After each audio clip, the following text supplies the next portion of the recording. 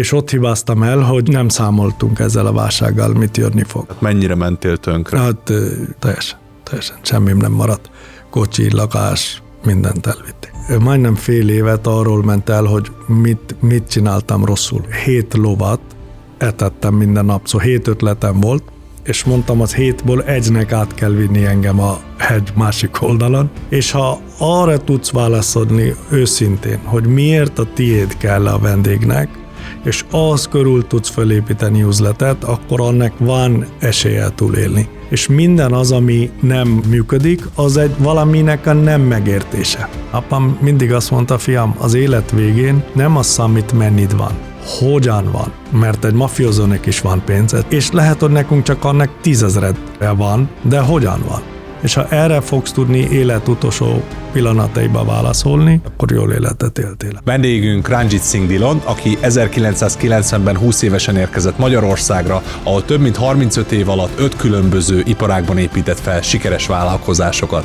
Az Aboriginal ruházati márka megalapítójából lett az Indigo, a Bombay, az Indigo Express éttermek társtulajdonosa, emellett több sikeres vállalkozás létrehozója.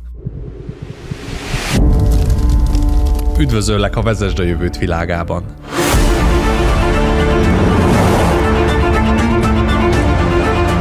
Podcastünkben olyan embereket mutatunk be, akik történetükkel inspirálnak, bizonyítják, hogy befektetett energiával, szorgalommal és felnemadással bármi elérhető. Én Varga Zoltán vagyok, csatlakozz te is a lendülethez!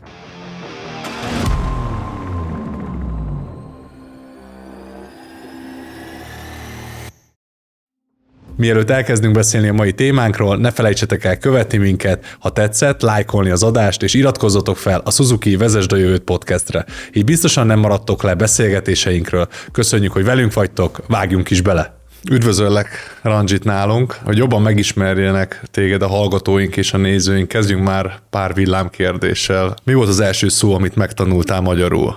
Igen. Mi a kedvenc magyar ételed?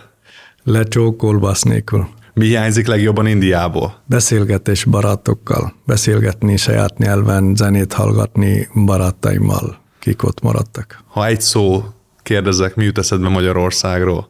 Bonyolult. Mi jut eszedbe egy szóval Indiáról, ha Magyarország bonyolult? Az kavalkád. Mi volt a legrosszabb üzleti döntésed eddig? Mikor az Aboriginal ruhamárkával elkezdtem nemzetközi piacra menni, úgyhogy nem voltunk még elég erősek Magyarországon. Na de akkor mi volt a legjobb üzleti döntésed? Amikor a éttermet csináltam Aboriginal mellett, 2005-ben unokatestvéremmel elkezdtünk, hogy valami mellette csináljuk egy diversify your portfolio, és akkor még egy üzletet. Diversifikálni a portfóliótokat, értelek? Mit csinálsz szabadidődben? Olvasok, sokat olvasok. Sokat olvasol, ez közös bennünk. Mi a kedvenc budapesti helyed? Hát így nem tudnék, legtöbbet Bazilika környéken vagyok, szeretem, látom a mozgást, ott van nagyon sok közös ismeresem. De sétálni szabadidőben Római partot. Római parton. És mi a titkos álmod? Üzleti, vagy magán, vagy... Bármilyen, ezt rád bízom, hogy kinek milyen álmai vannak. Sokféle van, mikor szoktak kérdezni, hogy vagy, azt mondom, hogy testileg, lelkileg, mentálisan, mi a kérdés? Nézzük, hogy milyen személyes álmod van. A spirituálisan inkább egy ilyen retreatet szeretnénk létrehozni, hol a maga életértelmét és megbeszélni, és azok az emberekkel, kik átmentek. Van egy nagyon egyszerű példa. Tehát mint visszavonulás a retreat alatt. Retreat alatt a spiritual retreat, mert nem csak fizikai szó, nem a Ayurveda kezelést csinálunk, stb. Ez kell, de mi is a spirituali, mit jelent, adás, hogyan tudunk adni tovább, mert adás nélkül szerintem spirituális fejlődés nincsen, mert ember alap minősége, hogy ha fejlődik, akkor adni akar. És akkor ez nem külsős dolog, szóval ez nem erőltetni kell, ez belülről jön. Egyébként az Expressben, Indigo Expressekben viszont szeretném egy nemzetközit, hát tudok csinálni belőle. Ez a két álmodon, akkor személyesen a spirituális visszavonulás, a másik pedig az üzleti. Először az üzleti, és utána a másik. Fordítva nem fogsz. Mire vagy a legbüszkébb, Ranjit? A magamra? Hát kitartó vagyok. Szóval nem adtam fel. Szóval én nem tartom magamat nagyon sikeres, nagyon okos, nagyon ilyen embernek, de egy dolog mondhatok magamról, vagyis magamat, hogy nem adtam fel. Mindig kerestem a utat. Ha ez nem jött be, akkor mi a másik, hol van a rés, mit lehet kitalálni, és mindig mentem utána. Ez az egy erőségem van szerintem. Megvan az újabb közös pontunk. Mit tanácsolnál a fiatal önmagadnak? Hát kicsit nyugi, kicsit lassú. Chill. Nem kell ennyire futni. Kicsit lassú, bár most is nehézen tartom magam vissza, de kicsit mit mondtad előbb, hogy tervezni és végrehajtani, és nem előbb végrehajtani, és utána tervezni. Kicsit erre mondanék, hogy nyugodjál meg, és akkor úgy. De nem feltétlenül jöttem volna el. Azért ez is érdekes. 1990-es éveket írunk, és van egy 20 éves fiatal indiai fiú, egy srác, egy fiatal ember tele tetvángyal. Mit kell tudni erről a Ranjitról? Hogy vagy te itt most Magyarországon, és hogy beszéled ilyen tökéletesen a nyelvünket? Ez hosszú út volt. Nekem apukám üzletember volt, kamioncége volt, Green Roadways nevű cége volt, az Indiában akkoriban 6. legnagyobb kamioncég volt. Több ezer ember dolgozott, több száz kamionnal, több száz irodával. És mikor 20 évesen még egyetemre jártam, elmentem dolgozni nála. Fél évet dolgoztam, és apám minden osztályra, 6 fő osztálya volt, a booking, claim, accounts, stb. Ezek a rendes back-office munkák, hogy mindenhol elküldte egy hónapra, hogy nézem meg, hogy milyen a munka. Fél év után visszamentem az irodájába, minden osztályról vittem egy nagy listát, hogy mennyire csinál hülyén mindent, ez sem működik, az sem működik, ez sem jó. Végighallgatott, és végén azt mondta, 2 pontot fölírta, erre nem büszke vagyok, mert legalább 2 fölírta 50-ból. Na mi volt ez a 2? Arra nem emlékszem, de fölírta. És azt mondta, fiam, mi részvénytársaság vagyunk, sokan vagyunk, tulajdonosok 20 valahányan voltak, apám volt a fő tulajdonos, 20%-kal, 20 valamennyi százalékkal, de sok tulajdonos volt. És mondta, hogy nálunk az a constitution, hogy 30 évesen ülhetsz be először a igazgatói tanácsba, és 33 évesen szólalhatsz meg. És akkor hát hiába családi cég, meg volt adva, igen, még 10 év múlva tudsz csak. Igen. Hát mondom, apa, miről beszélsz? 30 évesen csinálok akkor a cég, mint a tiéd. Azt mondta, jó, tessék, csináljál. És így egy kihívás volt, nem tudtam visszalépni se, hogy akkor mit csinálni, de nekünk nagyon jó életünk volt. Szóval nekünk minden gyereknek, 4-en vagyunk testvérek, nek volt saját szolgája, sofőrje, kocsija, mit tudom én. Szóval nekem eszemágamban nem volt sose, hogy én eljövök külföldi valahova, és én fogok magamnak teját főzni, vagy trántottat csinálni, ez elképzelhetetlen volt a bármilyen gondolattal is. De aztán élet hozta, mondom, na bizonyítanom kell apámnak, hogy akkor hogy csinálok, és sírtam anyámnak. Anyám mondta, jó, segít, adott egy repülőjegyet, és $1000, és egy repülőjegy $1000, de igen. Hova van a desztináció? Igen, hova, ugye nincs áram. Mit adjak el? Nincs saját kereskedésem. Mit fogok eladni? Kinek? És akkor azon gondolkodtam, hogy nem akarok olyan országokba menni, hol mindenki akar menni. És akkor így lerövidítettem a világot. The globe became smaller. És a Amerika, Európa, német, angol, mindenki esett. Akkor maradtak olyan országok, hogy Oroszország és East Europe, ugye ez 90-es évekről beszélünk. És Afrika nyilván, vagy Far East, oda is mehettél. Azok nem voltak szimpatikus, és akkor orosz nem akartam, maradt a Kelet-Európa. Ez a kelet-európai rész. Kelet-Európa. És akkor itt elmentem követség konzulátusokban, Delhiben, először a jugoszláviai konzulátusok, és akkor ott volt egy kiállítás szeptemberben, 90-ben Belgrádban, de ott nem volt hely, teltház volt. Nagy akkoriban Jugoszlávia volt egyik legfejlettebb ilyen téren kereskedett. Második helyre volt a Csehszlovákia listámon, Brunóba volt a kiállítás, akkoriban elmentem, ott volt hely, de hogy sors hogy akarta, hogy jövök ki a követségből, fut utánam egy fiatal ember, konzulátus, és azt mondja, hogy tudom-e, hogy this country will be divided into 2. Szóval ez 2 oszlik az ország, tudok-e? Csehszlovákia, hogy mondom, nem. Te mondom, légy át vissza a papíromat.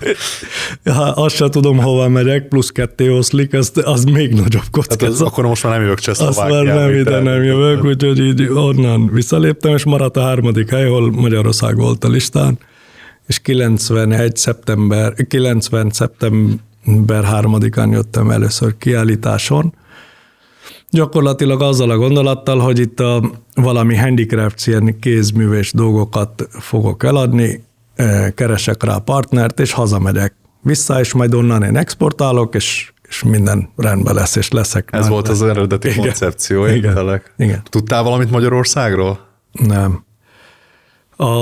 Nagyjából azt sem tudtam, ki a szomszéd, de és merre van, csak egy helyről Hungary, az ugye Indiában most 90 nagyon furcsa név. Hungary, mi az, hogy éhes, érted? Angolul rögtön párosítják, hogy éhes, és akkor ez hogy van, mi van.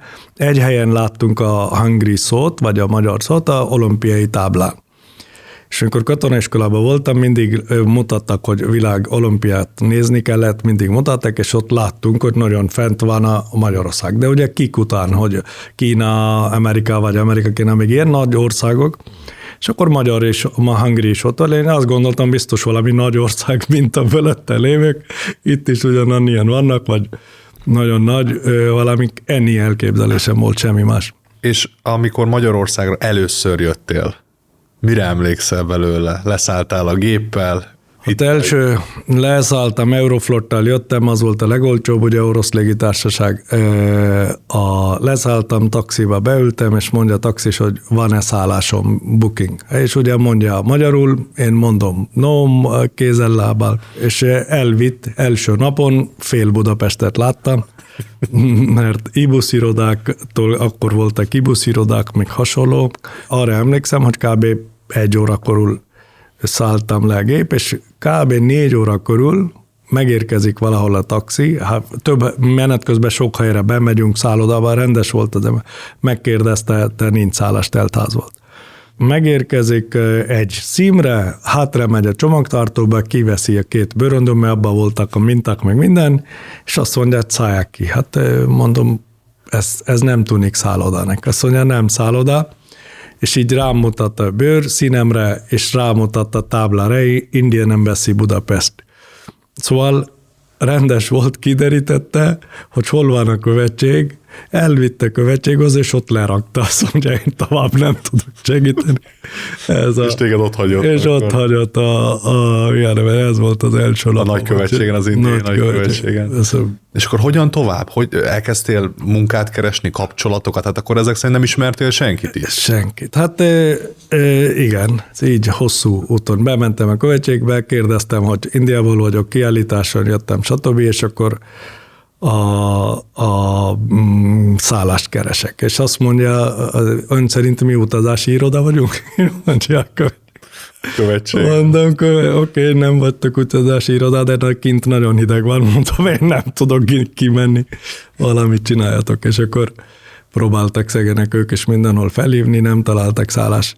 De hosszú, igen. És akkor itt egy kiállítást, találtam egy partnert, utána egy szik vagyok, ugye vallásilag, és a nagykövetnek a sofőrje szik volt.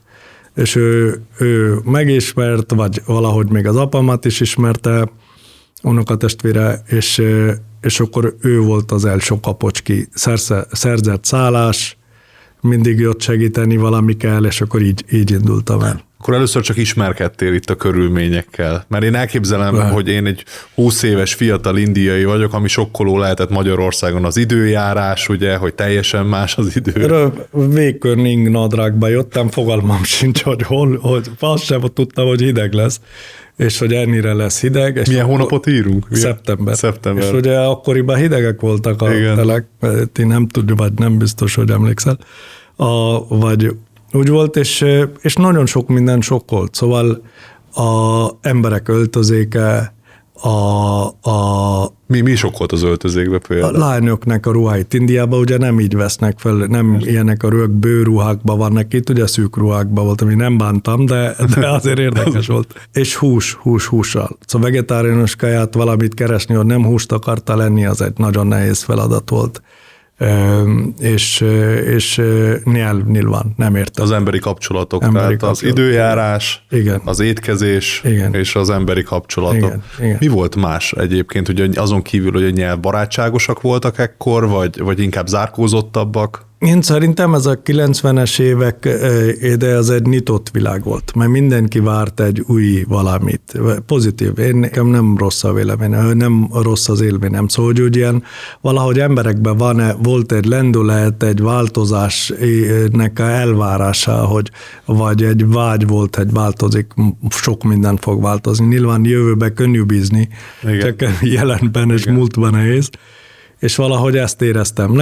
Én szerencsés ember vagyok, nekem nagyon sok magyar barátom lett, ezért maradtam itt. Szóval nem a pénz miatt, vagy valami miatt, de... Akkor itt maradtál abban az időszakban, vagy még hazamentél? Hazamentem, nem. Ez annél hosszabb, hogy hazamentem, decemberben visszajöttem, hoztam árut, ki megrendelte, azt nem fizettem, mert azt mondta, hogy bizománire gondolt, a bizománi szó az akkor fogalmam se volt. Azt mondja, oda van írva, hogy bizománi. Hát én angolul ilyen szót nem ismertem, de azt hittem, jövök, fizeti, de hát nem. Ő oda mondta, hogy az bizománi. Jó, akkor nem hoztam magammal pénzt sem, mert apám nyilván nem adott, anyám se sokat, árura adta valamennyit, és gyakorlatilag emlékszem, hogy december 20-tól 31-ig nem volt pénzem enni.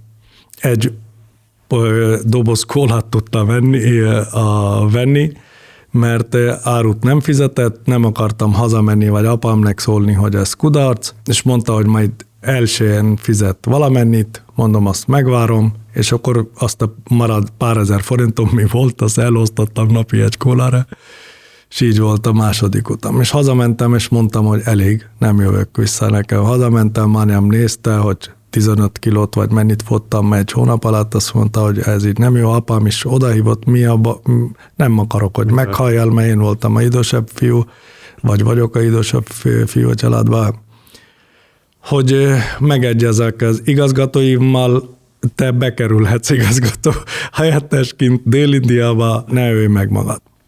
És megegyeztem vele, ez 91 nyárról beszélünk, és azt mondja, mehetsz Dél-Indiába, amikor úgy érzel tanulni. Jó, mert te Észak-Indiára Delhibe, és Dél-Indiába mehetsz tanulni. Igen, és ott felhívta igazgató, hogy tanítja, és akkor pár éven belül beülhetsz, szóval ne hajj meg, szóval így ez volt a lényeg. Aztán 91 nyáron unokatestvérem, ki Goaban élt, az költöztek fel Panjabban, menet közben Delhiben nálunk laktak mindig, hála Istennek, nagy házunk volt, minden nap átlagban egy vendégünk volt. Szóval minden nap volt valaki. És ott volt, és kérdezte, hol voltál? Hallottam, Európában volt. Mondom, itt emberek fehérek, de úgy semmi más nem stimmel, miket hallottuk azon kívül. De hogy menjünk vissza ketten. Egyedül biztos nehéz volt, de hát ketten együtt vagyunk, így megvan. Így 91 kb. Szeptemberében jöttünk újra vissza, és aztán itt is maradtál? Én sokat mentem haza. Szóval én sose akartam igazán itt maradni. Én nem itt, mint hogy Európában sehol. Nekem jó dolgom volt otthon, én nem akartam.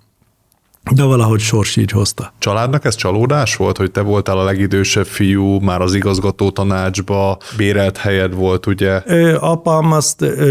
Apukámnak én voltam a legnagyobb, sajnos ilyen setback. Szóval sokat ezen gondolkodott, hogy ő mit rontotta el, miért ez történt, meg stb. Pedig én simán csak bizonyítál, vagy hülyeséget. Volt egy tettvágy bennem, de ő ezt így. Kétszer haza is mentem. Szóval kétszer hazamentem 3-4 hónapra, hogy akkor visszaköltözök. Ez kb. 20x éves voltam, vagy 30, már itt éltem, de akkor még fiam volt 4 éves, 5 éves. És akkor mondtam, hogy mit döntsek, jobb anyagi életet, vagy itt hagyom a gyereket, és így visszajöttem. Amikor eltervezted, már az üzlet meg volt a fejedben? Mi volt az első üzleti elképzelés azután, hogy visszatértél Magyarországra? Mikor visszatértünk, mi a 91-2-ről beszélünk, 1-2-3, akkoriban akkor egy sellers market volt. Bármit eladhatta. És textillel kezdtünk el foglalkozni, importtal. Tehát eladói piac volt. Eladói piac volt, bármit adhatta. Egy érdekes, drasztikus példa, hogy pólókat hoztunk. Színes póló Magyarországon nem volt kapható. Fehér póló volt, és annak is érdekes volt a nyaka, és színes póló nem volt kapható. Több mint 600 000 pólót hoztunk, már 92-93-ban, úgyhogy nem volt raktárunk. Józsefvárosi terminálra jött a konténer, kipakoltunk színekre, jött a vevő, fizetett és elvitt. És el is vitte ott helyben. El is vitte ott helyben. Úgyhogy ez egy nagyon érdekes világ volt, élet volt, és másfajta volt, bizalom volt. Emlékszem, sose felejtem el, Kocsis Jánosnak hívták, a ruha nagykeres, kellett neki 150 000 póló, leírta a színkódokat, méreteket, stb., hogy mit szeretne, és bízott bennem, sose felejtem el, Ilka utcában laktunk, 2 szobás lakásban, unokatestvéremmel, Zuglóban, és odajött, és leírta, hogy menni, mondom, ez $100,000 a rendelés, mondom, én nem tudom ezt finanszírozni, legalább 30% előleg kell, vagy 40. Rám nézett, következő nap hozta $40,000. Nulla papír, nulla. Csak a bizalom. Csak a bizalom. Fogtam azt a pénzt, beraktam bankba, átutaltam, elmentem, árut szereztem neki, stb. Szóval ez így másfajta világ volt. És egyszer neki ugyanúgy egy Németországban, hamburgi kikötőben volt egy beragadt tétel, árupólók, és az volt, hogy mivel régóta ott voltak, hogy hívják, Lukas lett. És jött a minta, és Lukas volt a póló. Mondom neki, Jánosnak mondom, figyelj, van ez a áru, van 40 000 darab, de Lukas 3 póló, és szélesebb, mint hosszabb. Szóval mondtam, ez nem jó, de mondom, elhoztam, nézd meg, hát ha érdekel. Mennyiért van? Hát akkoriban adtunk mondjuk $1.60 a színes pólót, vagy $1.50, mondom, hogy $1 alatt. Kérek szépen. Szóval Lukas pólót el tudtunk adni. 40 000 darabot egy nap alatt. Szóval ez más világ. Most még emésztem magamban picit, hogy Lukas pólót egy nap alatt, és mennyit. Igen. Hihetetlen. Ilyen világ volt, senki nem érti. Szóval ez már elindított azon az úton, hogy akkor ruházati termékekkel foglalkozol. Igen. Hoztunk a brandedet, úgy branded, hogy őszimkéjével hoztunk, saját márkát hoztunk.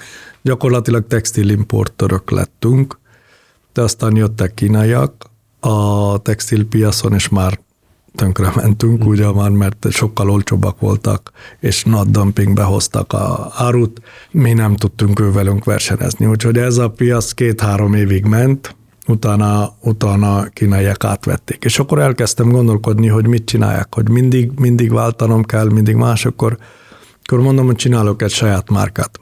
Akkor abban legalább van egy sajátom, ott van egy kis előnyöm, és nem az, hogy ki mennyiért adja, és mit tudom én. És akkor mi legyen az a márkanév, és akkor... Mert ezen a márkanéven gondolkodtál rögtön. Már gondolkodom, mi legyen a márkanév, olyan márkanév legyen, minek van valami sztoria. És van erre egy érdekes történet, hogy Indiában, amikor gyerek születi, 3 hétig, most már nem ennyire igaz, de régen 3 hétig nem adtak nevet, mert sok volt a gyerekhalál. Ugye Európában is, de Indiában ez még a 30-50 éve is így volt. 3 hétig, hogy ne legyen kötődés, 3 hétig megvártak. És valaki 2, valaki több. Nálunk a névadási procedúra úgy van, hogy van egy közeli család, az bemegy templomba, a Sikh Gurdwarába, és kéri a paptól, hogy segítsen, és kérjen nevet, első betűt a Istentől, úgymond. És akkor elkezdi addig úgy mondjuk, hogy Artász, és utána véletlenszerűen nyitja a pap a Bibliát, a mi Bibliánk, úgymond Grand Sahibot. És a jobb oldalon első kezdőbetű, annak az oldalnak lesz a gyereknek a kezdő betűje. És akkor ott megmondja a pap, hogy ez a betű, R, Tehát a tiéd. Igen, és akkor... Lándzsit vagy Zoltán. Igen, és akkor kik ott vannak a közvetlen család, nyilván először apjának van joga nevet adni, ha apa nincs, akkor nyilván anyjának, és akkor így megvan a sorrend, és akkor ott megbeszélik, hogy ezt a névre gondoltam, megbeszéli család, és akkor azzal van úgymond névadás, és akkor az lesz a neve. Szóval én erre ötletre rá gondolva, mert akkor szerintem Vikram az kb. 2-3 éves lehetett a fiam. Ő nevét is így a templomban volt, a V betű jött neki. És mondom ugyanerre ötletre, mondom anyunak, anyu, menjél templomba, mondjad nekik, hogy született még egy fiam, és kell nekem egy név. Azt mondja, te miről beszélsz, Istennel viccelsz, szóval hogy lehet ezt így csinálni? Mondom, anya, nem tudják Indiában, hogy született vagy nem született, de légy csinálj. Jó, szegény anyám elment, pappal megbeszélte, és akkor jött A betű, hogy A betű. Szóval nekem az Aboriginal és A-ból mi legyenek a nevek. És akkor elkezdtünk gondolkodni, akkor a volt feleségemmel, Illivel, még sokan másokat mit legyenek a nevek, és mivel Illi élt New Zealandben, ismerte Aboriginal történetet Ausztráliából. És nekem tetszett, olvastam kicsit utána az aboriginik életről, hogy 40 000 éve ismernek őket.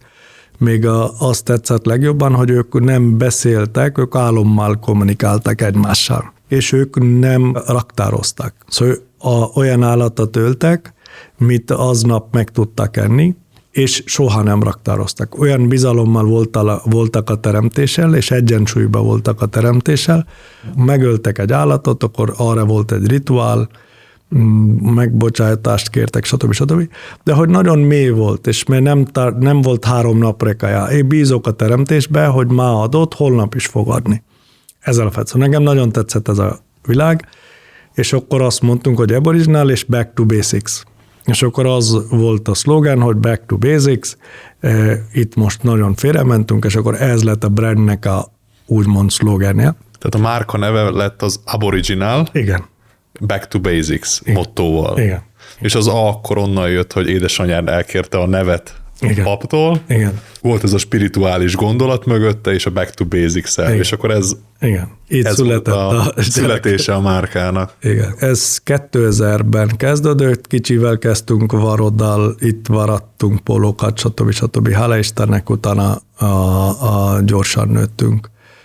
2007-ben már 240 ember dolgozott a cégben. Aztán jött a 2008. 2008-ban az volt a baj, hogy 2007 végén sok pénzünk volt számlán, minden, már megvettünk 2008-as árut, nem számoltunk ezzel a válsággal, mit jönni fog. És ott hibáztam el, hogy az, ami a saját pénzünk volt, tőkünk volt, azzal elkezdtünk nemzetközi expanziót. Igen. És akkor Szlovákiába mentünk 2 üzlettel, Romániába volt 8 üzletünk, Brassóig voltunk, Temesvár, Kolozsvár, Nagyvárad, Arad, aztán Split, nagyon sok. Szóval hirtelen túl nagy volt az expanzió, túl sok ország volt egyszerre, és közben jött a válság, és kezdtek forgalmak egyik hónaptól, egyik évről a másikra. 2008 végén, 2007-hoz képest 50% volt a forgalom. És ugye ezt ilyen modellben nem tudsz fenntartani, mert bérleti díjak ugyanazok, létszámok, labor cost ugyanazok, és nem tudtad mit csinálni. Szóval annak, hogy 2-3 évig még küzdöttem, de 2010-ben zártunk be utolsó üzletet.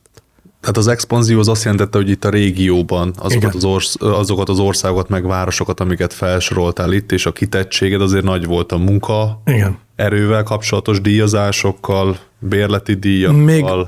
Igen. Még ugye, ha Magyarországon vagyunk csak, és stabilan megtartjuk azt a pénzt, és nem költünk el, akkor még lehet, hogy volt esély. Úgyis nehéz lett volna, de akkor még lehet, hogy lett volna esély.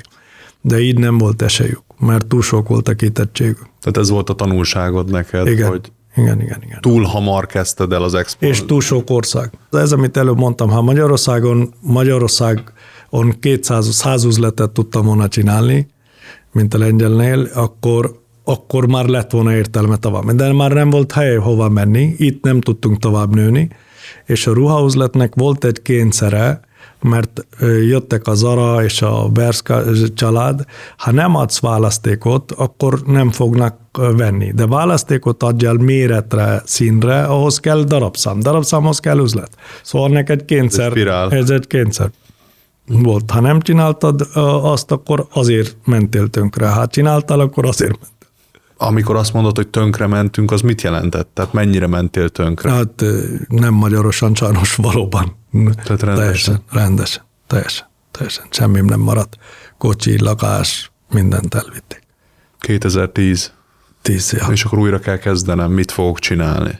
Egy évet azzal küzdöttem, hogy hazamenjek-e, itt maradjak, akkor ott a hazamegyek, az lassan elengedtem. Mondtam, hogy ez egy kudarcként kezeltem, nyilván, hogy majdnem fél évet arról ment el, hogy mit csináltam rosszul. Szóval nem szeretek hibáztatni másokat, mert válság volt, akkor kellett volna legyen egy megoldás. De mivel mi volt bennem a hiba? Mikor te hazudtál magadnak? Mert szerintem van Kabirnek egy mondása, ez indiai misztikus, azt mondja, nem az a baj, mit másoknak hazudunk, az a baj, mit magunknak hazudunk. De az is baj, ha másoknak hazudunk, de nagyobb baj az, hogy magunknak is hazudunk. És igazán én ezt az időszakot arra szántam rá, hogy mi az, amikor én nem láttam ezt át. Nekem ezt miért nem láttam át? Miért nem csináltam rá kontisztencia programokat? Miért nem terveztem? Csináltam sok mindent, terveztünk, voltak külön céget, egy külső Big Four kértünk, hogy nézze át a céget, szóval azért sok mindent csináltunk, de egy nagy tanácsadó céget, igen, hogy nézze a Big át, Four közül egyet. Igen, átvilágították, és azt mondták, hogy minden rendben van. És hogy milyen ügyesen csinálok, és minden rendben van, mondtam, ez jó. De ki fog adni pénzt, tehát tökre mentem, úgyhogy így nézett ki. És akkor elkezdtem. Örölted magad ebben az időszakban? Nagyon. Spirituálisan viszont pont nagyon jó időszak volt. Szóval szerintem valahogy az ember az olyan, hogy tudatlanság az a zsír, ami emberi testen vagy húson, mi csak a tűzön járás olvasztja el. You need to burn the fat on you, és you need to walk on fire. Szóval tűzön kell járni ahhoz, hogy azt a tudatlanság zsírját kicsit menjen le rólad, és ez az a időszak volt. Szóval azt tudomásul venni, miket hibáztuk, stb. És akkor elkezdtem gondolkodni, hogy hogyan tovább, mit csinálják. 2 út volt, hazamehetek, akkor éltek a szüleim, vagy itt küzdök tovább. De mivel itt volt a fiam, mondtam, hogy nem, elváltam már, de fiam ugye nyilván, vagy fiam itt volt. Én akkor elkezdtem gondolkodni, hogy mi az a termékek, mikkel foglalkozzak, hogy mi jön, és akkor így következő termék, meg így. És mi volt a következő termék? Következő termék élelmiszer volt. Rizst importáltunk Burmából, akkor Burma, most Myanmar, és kikötőből adtunk át külföldön, vagyis a magyar piacon is, de magyar piacba kevésbé sok helyen más országokba hoztam, Myanmarból hoztam, Indiából hoztam. Ezt úgy neveztem magamnak, hogy 7 lovat etettem minden nap, szóval 7 ötletem volt, és mondtam, az 7-ból egynek át kell vinni engem a hegy másik oldalon. 7 lovat etettem minden nap, igen. És egyel át kell mennem a hegy másik oldalára.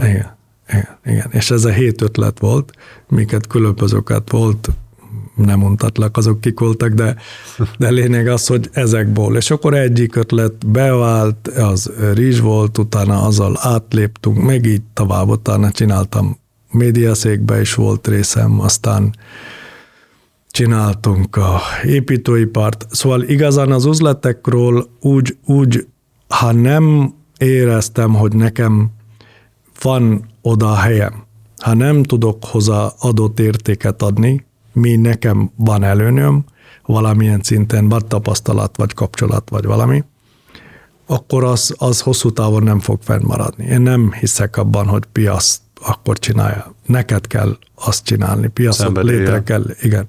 Médiapiact azért engedtem el, mert nem éreztem, hogy ott nagyon szűk volt a lehetőség. Szóval van rendelésed, mindent médiában minden világítás, valaki hozta a hangot, valaki hozta, minden be volt árazva, és ott volt végén egy kis sárrés, miből túl kellett élni. De ha nem kapta a rendelés, akkor mit csinált? Szóval nem éreztem komfortosan magam. Szevasz, Misikém, pontos vagy, mint mindig. Mondjuk ezzel nem nehéz. Annyian fordultak hozzám, hogy úgy gondoltam, inkább írok egy könyvet. Kézzelfogható tanácsok a levegőbe beszélés helyett. Na, fogjuk meg és vidd!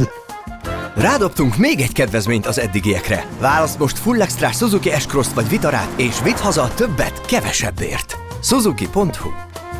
Nagyon jó tanácsok, nem hiába. Én írtam. Aztán átmentünk akkor építőipar, hogy próbálkozunk azzal. Ez mindig egy új szakma, ugye? Tehát ezt mindegyiket ki kell tanulni. Ki kell tanulni, csak ahhoz meg rövid az élet. Igen. Hogy mindegyiket ennyi idő alatt tanulj meg. Építőipar például csináltunk vagy építettük kb. 200 lakást, de ott láttam, hogy én kevés vagyok hozzá. Kicsi vagyok. Átadtunk, megcsináltunk, de kevés. Szóval ahhoz ez kicsik voltunk. Szóval ahhoz, hogy jól tudjál csinálni építőipart, nagy cég, nagy tőkének kell lenni, ahhoz kevés voltunk. Igen. És akkor ott tartottunk, hogy mi a következő, addigra nőtt a fiam, már 20-valahány éves, és akkor gondolkodtunk, hogy mit csináljuk, hogy Indigo, ugye 2 éttermünk volt, 2005-ben nyitottunk a Jókai utcán Indigo éttermet, és 2015-ben a Fén utcában a Budán az Indigo éttermet, unokatestvéremmel és egy társunkkal. És fiamnek, mikor mondtam, hogy mehetsz Indigóba vagy Bombéba, Bombét is nyitottunk dolgozni, mondta, hogy ő nem akar, ő valami sajátot mást akar csinálni. És akkor jött arra ötlet, hogy mindig is gondolkodtunk, hogy Express ez egy piaci rés, hogy indiai étel, az QSR-ban, ezt a Quick Service Restaurantben nincsen Európában, vagy nagyon sok olyan világon, hogy ezt csináljuk. És akkor innen jött, és akkor Hercegprimasban nyitottunk 3 éve az első expressunkat. Most 5 expressunk van, a Indigo Expressek. Tehát a textiltől eljutottunk, ugye sok helyen kipróbáltad magad, médiában, építkezésben, stb. És most úgy érzed, hogy ebben a gasztrovilágban is sikerült felépíteni magad? Most már 2, már nincs több időm, vagy most már ezzel maradok, és utána retreat. Szóval utolsó 2 milyen neve ötlettel vagyok. Ha ezek nem jönnek be, hazamegyek remetének, szóval nem fogok többet küzdeni. Hogy jött ez az ötlet, ez az Express ötlete? Tehát ugye mondtad, hogy az egy piaci rés volt, most azt láttad. Adott volt, tudod, éttermek voltak nekünk azért, és hála Istennek sikeresek, meg jól működtek, jól működnek. Viszont azt is láttam, hogy új generáció, ki már 30 év alatti, ő nem szeret annyira étterembe járni, mint a mi generációnk járt. De miért? Mert ők házhoz rendelnek. Nincs türelmünk annyit várni kajára. Szóval gyorsan akarok enni. Jót, röviden, kevesebb pénzért. Neki nem akkora pluszt ad. Mert ugye az megint olyan, mint Magyarországon emlékszem, hogy banán nagy dolog volt 90-es években. Indiában nyilván mi rengeteget láttuk, de itt a banánnek úgy örültek, hogy nem értettem, hogy lehet ennyire ennek. És ugyanilyen. Szóval a mi generációnk az meg örült egy étteremnek, mert neki ez egy hiány termék volt. Elmentünk valahova, igen, beültünk. Különleges dolog volt. Igen. Én nekem a barátom Laci mondja mindig, hogy ők évente egyszer mentek étterembe. Szóval ez a generáció, az megvan mai napig is nekünk, de új generációnak nem ekkora dolog ez. Ők gyorsan akarnak enni, kevesebb pénzért, vagy hazarendeli, stb. Szóval magyarul, de jó minőségben. Ez de jó minőségben. Szóval megvolt egy piaci adottság ennek a generációnak köszönhetően, hogy ebbe van jövő. Második dolog, mi rákényszerített erre a munkaerő hiány. Szóval vendéglátásban jó munkaerőt találni mindig, az egy állandó kitettség. Szóval jó munkát nem találsz, jó munkaerőt, ha nem találsz, akkor rontod a vendégnek a estét, és hiába legjobb a kaja esetleg, vagy étel, de ha felszolgáló nem jó, vagy fordítva, az tökre teszi, és alázatos felszolgálót. Azért ebből keveset teremtette földön mindenhol az ember, vagy a teremtés, és ők így adott, hogy egy étteremből növekedni, éttermekből nehéz, mert hogyan fogod minőséget, felszolgálási minőséget fenntartani. Ha konyhai minőséget fent tudunk tartani, egyelőre, hála Istennek, meg indiai srácaink vannak, de kint is vannak, meg magyarok is vannak, szóval ott fent tudtuk tartani, csak felszolgálást láttunk, hogy az egy nagyon nehéz. És így gondolkodtunk ebben a modellben. És akkor olvastam utána sokat, hogy a mexikói QSR láncok Amerikában van olyan lánc, mi 5 év alatt 1200 helyet nyitottak. Szóval, és nagyon profitabilitáson, szóval egyik legjobb tőzsdéken, egyik legjobb eredményeket hozó láncot. Szóval, és Indiaiban nem létezik még világon olyan lánc. Úgymond Indián kívül, szóval Indiában nyilván vannak. És ezt gondoltam, hogy van egy rés, próbáljuk meg, és van azért éttermekben 20 éves munkánk, vagy tapasztalatunk. Úgyhogy ezt így ebben láttam. Adta a gép? Adta a gépet, igen. Hogy ezzel fogtok? Igen. Tehát akkor a társadalmi, ezek a generációs változások, igen, hogy hogyan állnak az emberek a mai napon az étkezéshez és a vendéglátáshoz. Az, hogy kellett egy konyhai minőséget tartanod, de nehéz volt a tálalást, a felszolgálásnak a minőségét tartani, és a skálázhatóság, amit láttál egyébként egy piackutatásnak köszönhetően, amit tettél, ugye? Igen. Érdekes, amit mondtál most, hogy még a termelésnek, vagyis ugye a konyhának a minőségét könnyebb is tartani. És nem sokszor bele se gondol az ember, hogy oké, hogy elvégeztél egy munkát jól, de mennyire fontos a tálalása. Igen. Hogy hogyan kommunikálod le azt, hogyan adod ki a kezedből, hogyan kérdezel vissza. És ugyanolyan legyen legközelebb. Mert ugye nyilván mi egy úgymond etnikus szegmensben vagyunk, gasztronómiában, mert nem minden nap eszel ugyanazt. Egyszer eszel indiait, akkor 2 hét múlva, vagy 1 hónap múlva akarsz még egyszer indiait tenni, és arra élményre emlékszel, és ugyanazt kapjál, és ez nagyon nehéz. Mert azért indiai ételek 27 fűszert használunk. Átlagban. Szóval van 20 és van 35. Ami a legtöbbet ismernek az emberek, az a curry, gondolom.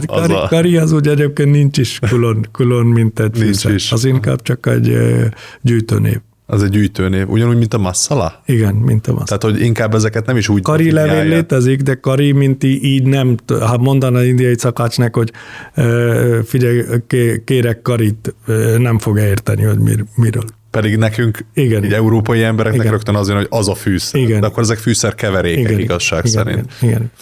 Mi volt ez a gravitációs pont egyébként, ami minden vállalkozó indításnál megfontolsz, és alapul veszel hozzá? Szerintem a legfontosabb, hogy te hozzáadod érték azon az adott szegmensen mit tud lenni.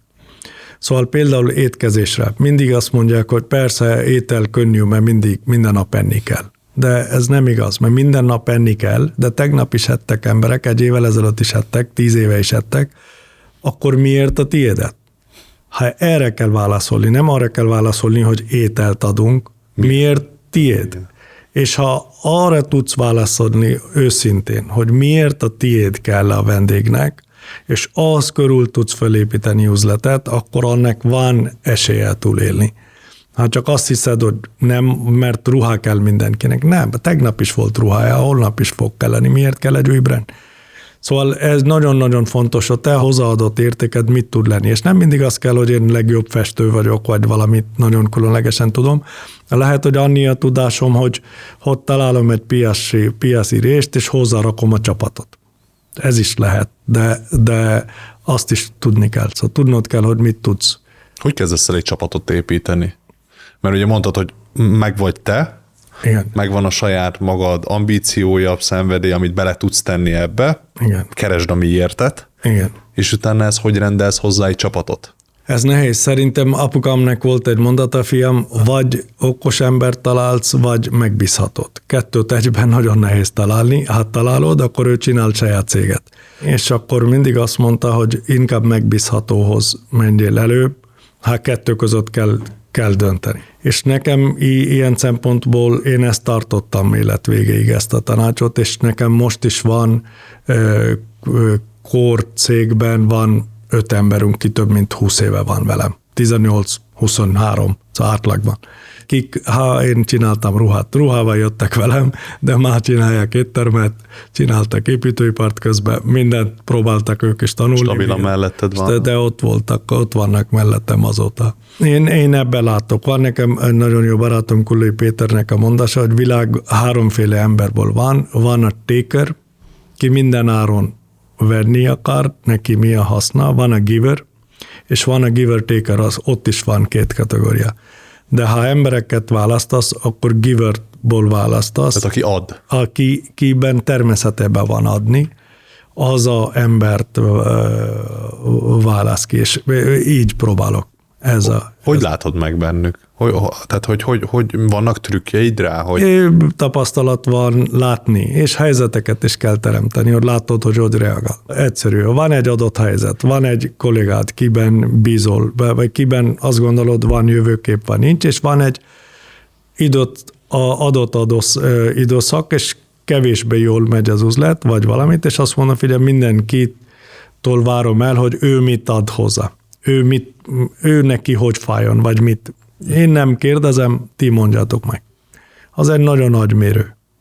Ki giver, azt ő oda fog jönni, és szokott jönni, hogy oké, akkor nekem ez a bónusz nem jár, nekem ez nem jár, vagy ez így, vagy így.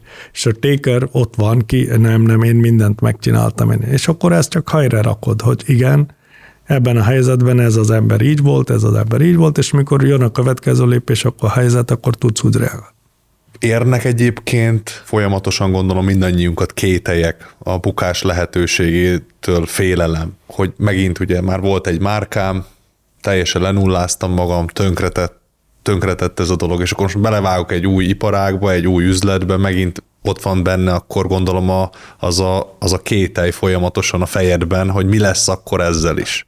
Hogy dolgozott fel ezt a bukástól való félelmet? Vagy van egyáltalán ilyen, vagy tényleg ez a csak menjünk és csináljuk? Hát van, mélyen van. Szóval ezt azért a bukástól való félelem, azért a naivitás kell a expanzióhoz, még ahhoz az élethoz, mit én éltem, de az mellett van egy racionalitás, és nyilván racionalitás adja magában a félelem. Szóval félelem az, hogy ez sikerül, vagy ez mindennapi kérdés. Minden nap fel bizonyítanom kell magamnak, hogy igen, ez jó ötlet, ezek a számok, ennyi ember, 1500 ember volt tegnap a rendszerünkben, csak a expressekben, és 4,8-nál vagyunk a Google-nál, hogy vagyunk, eredményes volt-e múlt hónap, vagy nem, akkor mennyi a hiány, vagy milyen. Szóval azért ez napi közlem, szóval ezt én azt mondanám, hogy ez egy olyan nem, egyáltalán minden nap végig kell átmenni az alapparamétereken, hogy hol tartasz, jó-e irány, hol a hiba, hol kell változtatni, stb.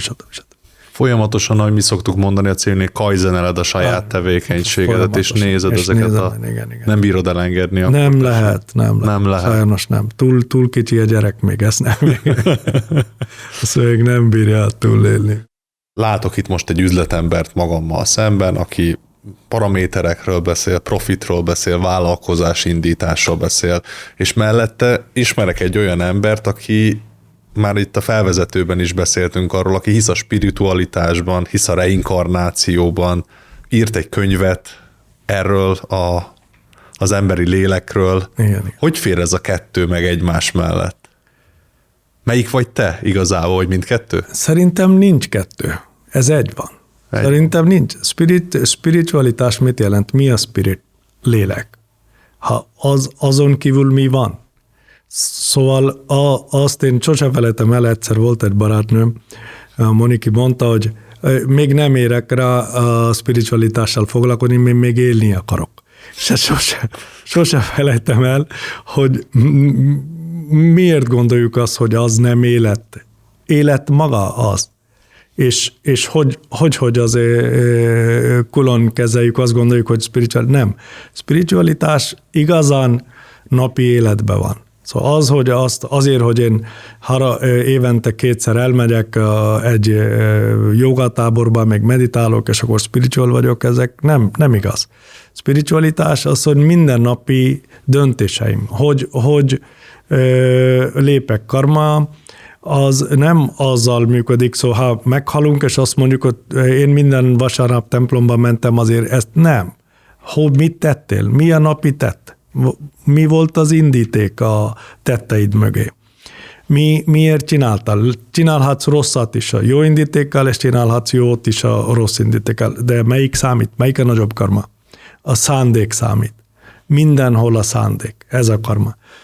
Szóval nekem a spiritualitás olyan szempontból 10 éves korom óta kezdtem vele foglalkozni, mert nem értettem a világot, akkor sem. Mert 11 évesen bekerültem katonaiskolában, Indiában, és láttam sok szegénységet, szenvedést, minden, és nem értettem, hogy mi ez az egész ebben a világban, és kerestem, hogy mi is az értelme az életnek. Ez nem tűnik értelmesnek. És mindig ateista voltam, és mindig azt mondtam, hogy ha ez valaki megtervezte, akkor az borzasztó rossz tervező, vagy borzasztó rossz menedzser. Ha ez menedzselve van ez a föld valaki által, akkor az egy borzasztó rossz üzletember, vagy rossz ember, mert borzasztó sok a szenvedés az földön. Ez hogy a fenébe engedhette meg? Hogy ez egy rosszul csinálja, tönkrement vállalkozás körülbelül. Ez volt a gondolat, és így és ott a katonaiskolában voltak a ateisták, meg hívók közti debétek, és mindig ateista oldalon voltam, és mondtam a magamét. És idő kellett hozzá, nagyon hosszú idő, hogy sok tapasztalat, sok idő, hogy lássam az egész mögé a tervet. Nagyon nehéz, hogy egész mögé látni a tervet, és a spirituális principumok. Mit jelent az, hogy lássam a tervet? A teremtésnek, az életnek, a léleknek a tervet, az egész kozmológiának, a univerzumnak a tervet az élettel, hogy miért jöttünk létre, mi is a értelme, mik azok a spirituális törvényeket, miket nem tanulunk, azért megyünk át sok mindenen.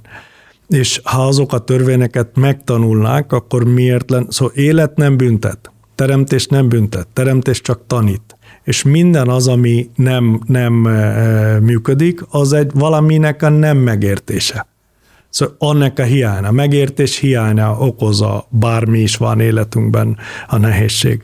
Hogy azokat megérteni, azokat a principumokat, mert van nem sok, szóval egy 30-40 principum van, alap, azoknak a mélységeit megérteni, stb. Szóval szerintem, visszatérve a kérdésedre, hogy a maga az élet és a spiritualitás az nem külön van, az egyben van. És az csak annak fog sikerülni, ki egyben is kezeli, külön-külön nem lehet kezelni. Ez gyakorlott tudatosan minden nap? Igen. Hogy kell ezt elképzelni? Hát van kontemplációim, kontempláció, és a meditáció között az a különbség, hogy a meditáció ugye azt mondja, hogy próbálj gondolataidat megszüntetni, vagy redukálni. Kontempláció azt mondja, ne harcolj vele, képzeld el. Use your mind as a vehicle. Utazol a elméddel, mint hogy az lenne a kocsi. És jussd el egy magasabb szintre. Szóval kontemplációk, ezeknek megvannak a gyakorlatok, vannak mantrák, melyiket minden nap gyakorlok, olvasok, kontemplációt, nagyon sok minden ilyen. Tehát emellett a szigorú üzleti napi menetrend mellett, amikor ténylegesen a számokat nézed, hagysz időt, vagy teremtesz időt arra, hogy elvonulj tudatosan. Igen. Kell a én időm nekem. Mikor van neked én időd? Hát munka után. Munka után? Egy az esti órákban? Igen, úgy kell elképzelni? Igen. Azért nehéz ezt elképzelni, főleg, hogy munka után ugye este, miközben a vendéglátásban dolgozol. De... Nyilván nem minden nap, nyilván vendéglátásban van. Gondolom, ott kell lenni, de azért hála Istennek most már van csapatom, ott vagyok minden héten egyszer-kétszer mindegyik üzletben, de azért vasárnapot most már tudok fél napot legalább adni. Én nagyon hiszek abban, hogy jelen kell lenni az üzletben. Te ezt hogy látod? Jelen kell lenni az üzletben. Nincs B. Nincs B. Csak az, hogy ott kell lenned, és jelen kell. Kell a szemed még mindig a csapatnak? Valahogy te látod, mert te elképzelésed volt. És szóval olyan, mint a saját gyerekednek se tudsz átadni, mert az nem az ő alma, nem az ő elképzelése. Tiéd, azt csak te tudod. Szóval belépek egy üzletbe, azonnal észreveszek 5 dolgot, és ugyanúgy egy menedzser belép, ő nem veszi ugyanazt észre. Azért, mert ez a te sztorid. Amikor észreveszed ezeket, hogy adod a visszajelzést? Tehát egy tulajdonos vagy, és sikeres vállalkozást kell üzemeltetned. Igen. És sokan ugye, szerintem a kommunikáció az emberi kapcsolatoknak ugye az alfája és omegája, tehát hogy az hogyan teszed ezt a visszajelzést, neked mi a gyakorlatod? Azonnal kivársz? Nem, attól függ, hogy üzletben van egy olyan dolog, mi miatt vendégnek hátránya van, akkor azonnal szólok, odahívom az üzletvezetőt, és mondom, figyelj, ott nincs feltöltve víz. Mert nálunk van egy ilyen, hogy még Magyarországon szerintem más nem csinálta, mi citromos vízt ingyen adunk. Minden expressben ott van, és mindenki, még a saját operációs vezető, mindenki mondja, hogy ez nem szabad, miért napi 10 000 forintot bukunk minden üzletbe, ez nagyon sok millió. De én úgy vagyok vele, hogy ha üzlet nem tud pénzt keresni ezen felül, akkor baj van. Nem lehet, valamit adni kell. Először adnod kell. Igen, adnod kell ahhoz, hogy annak értelme legyen, és én ezt így nem engedem. Ez ott van. Most például akkor ez egy víz, elmegyek, mondom, hogy nincs feltöltve, vagy nincs benne citromkarika, vagy vala lemon, és akkor ilyen például, akkor szólok. Ha nem olyan, akkor fölírom, és szólok a területi vezetőnek. Hogy figyelj, voltam már Alléban, és akkor ezeket láttam, beszélj már a üzletvezetővel. Szóval így. Tehát választod, hogy most ezt rögtön kezeled, Igen. És ez egy olyan alapdolog, hogy mindig legyen víz, és ezért te visszajelzel, Igen. És van, amikor pár apróságot látsz, inkább úgy vagy vele, hogy rábízod az adott vezetőre, Igen. hogy ezt és akkor ezzel próbálsz balanszírozni, egyensúlyozni, hogy melyiket mikor. Igen. Gondolom azért néha van olyan, amikor látsz valamit, és felrobban a fejed. Van. és akkor azonnal hívom a operációs, mindenkit hívom, fiamat hívom, és akkor... Hogy ez hogy lehet? Ez hogy lehet? Megint tegnap mondtam, hogy nem így van, nem így kell legyen, és már még mindig így van. Van. Segít egyébként a spiritualitás abban, hogy nyugodt maradj egyébként a hétköznapokban? Persze. Csak. Szóval a spiritualitás nem csodafegyver, szóval ő nem fogja megoldani a sorsot. Mikor mi születtünk, egy új életet választunk, akkor választottunk magunknak egy utat. És az út általában az alapján van, hogy mit akarunk tanulni. Mi az, amit nem tanultunk előzőkben, és ez se úgy van. Nem, mint megyünk, egy gyerek megy iskolába, egy napon tanul matekot, kémiát, történelmet, ugye? Teremtésben nem így van. Egy-egy élet, egy-egy leckét veszünk föl, hogy nekem ebben az életben adása fő feladatom. És akkor sors mit csinál? Olyan körülményeket okoz, hol adás nehéz legyen. Nehéz legyen adás, mert neked is kevés van, és meg tudod tartani? Meg fogod tudni ezt átlépni? Can you give when you have less? Így játszik, de ezt le tudom vezetni, mindenki életében megvan, hogy megnézed, nagyjából ott van, hogy mit kell neki főleg tanulnia, és abból tudsz megnézni. Szóval szerintem az egész életnek az a lényege, hogy a soul when born is free but unexperienced. Lélek, mikor elindul az útján, akkor szabad, de tapasztalata hiányzik.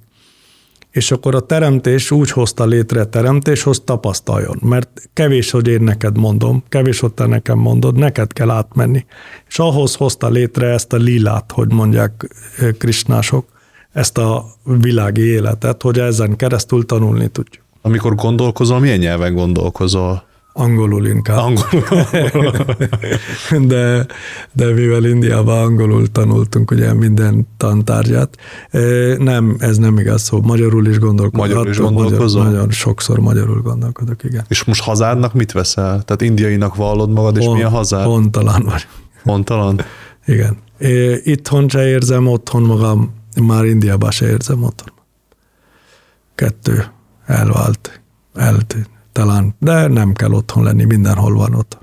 Még egy picit beszéljünk Indiáról, mert engem lenyűgöz az, hogy milyen dinamikával fejlődik India. Ugye nekünk a üzletünknek egy Igen. nagy része, ugye a Suzuki-nak a kitettsége azért Indiában is igen magas, tehát azt a hallgatóknak azért így megbeszélgessünk róla egy picit arról, hogy egyébként a Maruti Suzuki, ugye amikor létrejött, és ebben a 80-as években az elnök urunk az megtalálta ezt a piaci rést abban, hogy Indiában kell autógyárat létrehozni, ez akkorára nőtt, hogy Indiában már minden második vagy harmadik autó Suzukit lát az ember. Hát szerintem nincs olyan ház, hol nincs Suzuki. Minden házban van egy Suzuki. És az az érdekesség, hogy engem lenyűgöz az a termelési dinamika, vagy lendület, amivel most az indiaiak végzik ezt a dolgot, csak úgy kell elképzelni, hogy mit Magyarországon a gyárunk, az 35 éve van jelen. Ez idő alatt 4 millió autót gyártottunk le. Ott a tavalyi évben az egyik gyárunk az 2 millió autót gyártott le egy év alatt. Igen. Tehát én azt látom, hogy most egy aranykorát éri demográfiailag India, tehát hogy több az, aki dolgozni akar, több a munkakorú ember, és kevesebb ugye az eltartott, tehát hogy van egy hatalmas felhúzó ereje a gazdaságnak, ez a munkaerő. India tele van most minden média a hírekben, hogy micsoda fellendülés van GDP-ben. Mit látsz Indiában? Te mikor hazamész? Milyen különbséget tudsz tenni az elmúlt évtizedekkel? Én nekem ambivalent, szó, két oldalát látok a dolog, kétféleképpen látom. Nagyon sok mindenben fejlődött nagyon gyorsan, sokkal előrébb van, mint Európában. Mondok egy példát, ha most neked szeretnél itt egy fénymásolatot kérni egy papírról, írsz egy Zomatóba, küld egy applikációt, szkenneled, és 10 perc múlva ajtódon fog állni egy fénymásolt papír. Megpróbáltam. Vagy kell egy körömreszelő, bármi 10 perc, semmi pénzért, 100 forintért hozzák. Nem a dia, összesen, mindennel egyet. Nagyon-nagyon-nagyon sok mindenben consumer piac, és nagyon-nagyon sok mindenben fejlődött, és fejlődik. Az egyik legnagyobb előnye, hogy indiai piac nem exportorientált annyira, mint a kínai piac. És így nekünk a belső gazda GDP 80-valahány% az belső piac. Így nincs akkora kitettsége, mint a kínaiaknak, ha jön egy Trumphoz egy vámot, akkor fölborul. Nyilván Indiának is van, mert ott is nagyon sok vámot hozott, de az egy diamond industry-ban, meg garment industry azért nagyon sokat szenved. Én azt gondolom, hogy ahhoz, hogy már fejlődjön India olyan szintén, a több millió ember van olyan, fő van olyan, ki középrétegben van, és 1000-2000-3000 dollárt keres. Átlagember egy hónapban, átlagember talán 100-at keres. De van 1000-2000-3000 dollárosból már több 10 millió ember. Szóval fogyasztói társadalom középosztályosodik és nő. Mi egy nagyon nehéz világ, de ezt ugye nehéz ezt fenntartani, de lentről indultunk, van hova menni, és szerintem ezt a éves 5-6%-os GDP növekedés, ez tartható még évekig. Ez produkálni is fogja. Annyival másabb szerintem Kínával szemben, nem ugyanaz a disziplin, mint kínaiakban van. Szóval más a disziplin szintje egy kínai munkásosztályban, mint a miénkben. Szóval ez egy hátrány. Viszont a másik oldalon alázata van. Szóval az úgy jobban tudja. Szóval nekünk az való alázata. Igen. És ezt így kompenzálja. Hogy látod egyébként, hogyha középosztályosodik India, mikorra fogja ez elérni azt a szintet, amikor már tényleg azt látja a világ, mint ami Kínával is történt, hogy elkezdtek utazni, repülnek, külföldre látogatnak? Szerintem most is több millió ember utazik világba. Mi látjuk a mi éttermeinkben Budapesten 10 éve, 20 éve 5% vendégünk volt, mondjuk turista, már 15%. Szóval azért most is sokkal több. Itt is a új generáció, ezek a 30 éve alattiak, azok másképp látják, másképp gondolkodnak ott is. Szerintem 10 év. 10 év. 10 év. Tehát, hogyha elkezdődik ez a folyamat, akkor nyilván vállalkozásoknak is nyitni kell, vagy több indiai vállalkozás itt nyit akár Magyarország felé is. Te mit tanácsolsz azoknak, akik például indiai emberekkel akár veled akarnak együtt dolgozni? Mire figyeljenek oda? Szerintem legfontosabb, hogy nem kell azonnal, szóval több idő. Szóval indiai üzletember, ha bárki is van, az nem azonnal fog kötni az üzletet, sokkal több idő kell. Nem elég egy szerződés, ismerni kell az embert. Ismerni kell az embert. Időt tölteni, több időt tölteni vele, egymást megismerni, több időt szánni rá, hogy embert ismerünk. Mert szerintem ezek házasságok, ugye, mint minden. Szóval egy üzleti partner az ugyanolyan házasság. És ez nagyon-nagyon nehéz. Ez világon mindenhol fontos, de Indiában nagyon fontos, hogy megvan-e szimpatia, egyféleképpen gondolkodtok-e, mert akkor nehézségben is ott van a másik. Szóval sokkal több időt kell rászállni az emberismeretre. Nem csak arra, hogy fog kinézni az üzlet. Igen. Beszéltünk sokat, hogy te hogy töltődsz, olvasol, meditálsz, rengeteg mindennel töltöd magad intellektuálisan és spirituálisan is.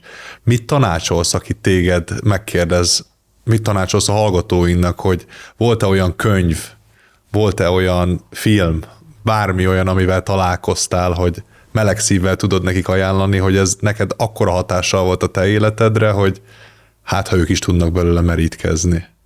Nagyon sok könyv van, mit szeretek. Deepak Choprának vannak könyvei, 7 Rules of Success. Az nekem egy határozó könyv volt, és több mint 20 éve olvastam szerintem valahol. És nagyon-nagyon meghatározó volt, mert logikusan föl van téve a kérdés, hogy mi a success neked, hogyan fogalmazod meg. Ez az a 7 szabálya a sikernek. Igen. Régi könyv, de nem változik. Mert régi az ugye ebben a témában semmi nem régi. 10-20-30 év az nem változik spirituálisan sok minden. Mindig tegyünk fel azt a kérdést, hogy miért teszünk bármit. Szóval pénzt akarunk keresni. Oké, miért? Utazni akarunk. Miért? Ne azért tegyünk, mert külső körülmény, vagy így szokás, azért, mert ezt illik, azért, mert ezt így kell csinálni. Elég ebből a szerintem gondolkodásból. Vagyis nem is gondol ebből a ciklusból. Most egy új ciklus kezdődik szerintem emberiségnek, mikor nem kényszer szokások vannak, mint a vallás, vagy kultúra erőszakolt az ember működési elvárásokra. Szerintem most individual időszak van. És individualnek kell kitalálni, hogy ez miért csinálom meg, és ez miért jó ez nekem. Mi az én fejlődésem benne. Volt olyan tanács az életedben, amit kaptál bárkitől, és meghatározta azt, aki ma vagy? Apukámnak volt egy kérése, mikor tudta, hogy mégis itt fogok élni, azt mondta, fiam, sok mindent kérhetnék, de azt akkor nem fogod betartani. De 2 dolgot kérek tőled. Egy, hogy ne járjál szerencsejáték, kaszinó, semmi ilyenben ne járjál, azt mondja, meg is mondom az okot, mert nincs az a pénz a földön, mit ott nem lehet elveszíteni. Biztos lesznek napok, mikor keresel, de hosszú távon biztos ezt az egyet. Másik a bármilyen fajta drog, hogy az is, annak nem tudjuk a mértékét, és függő leszel, és bele tudsz halni, és a többi. Azt mondja, kérhetnék többet, de akkor nem tartott be, de ezt a 2 ígért meg. És ezt megígértem, és soha életembe közel nem mentem ezekhoz. És ezt is tanácsolod, gondolom? És én tanácsolom ezt. Szerintem, ha komoly életet szeretnél, értelmes életet szeretnék, ezek közelébe nem szabad menni. Mert mi a szerencsejáték? Szerencsejáték az, ha meg is nyersz, what did you do for it? Mit tettél érte? Azért, mert szerencsejátékot. Pénzt nem úgy kell értelmezni, hogy pénz van, hogyan van? Apám mindig azt mondta, fiam, az élet végén nem az számít, mennyit van. Hogyan van? Ne azt kérdezd meg, hogy mert egy mafiózónak is van pénz, egy politikusnak is van pénz, és lehet, hogy nekünk csak annak 10 000 van, de hogyan van? Hogyan ne legyen a lényege, nem hogy menni. És ha erre fogsz tudni élet utolsó pillanataiba válaszolni, akkor relatívan jól életet éltél. Ha nem, akkor hiába van több ezer milliárdod, vagy bármennyi, nem számít. Köszönöm, hogy itt voltál, Ranjit. Köszönöm szépen, Zoltán. Köszönöm szépen mindenkinek.